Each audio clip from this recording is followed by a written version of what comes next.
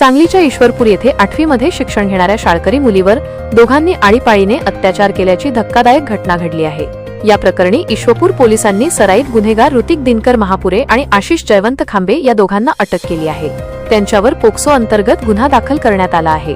पीडिता ही ईश्वरपूर येथील एका शाळेत 8वी मध्ये शिक्षण घेते।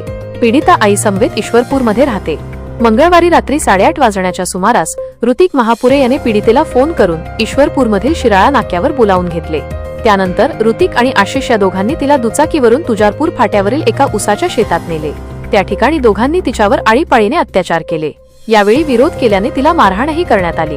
तसेच अत्याचार केल्यानंतर दोघांनी तिला विवस्त्र अवस्थेत सोडून तिचे कपडे घेऊन घटनास्थळावरून पलायन केले। यानंतर पीडिता ही विवस्त्र अवस्थेत ईश्वरपूरच्या दिशेने चालत जाताना काही जणांना निदर्शनास आली। त्यांनी तिला तातडीने कपडे दिले आणि याबाबत ईश्वरपूर पोलिसांना कल्पना दिली। पोलिसांनी पीडितेला ताब्यात घेतले। तिच्याकडे चौकशी केली असता तिने घडला प्रकार सांगताच हा अत्याचाराचा धक्कादायक प्रकार समोर आला।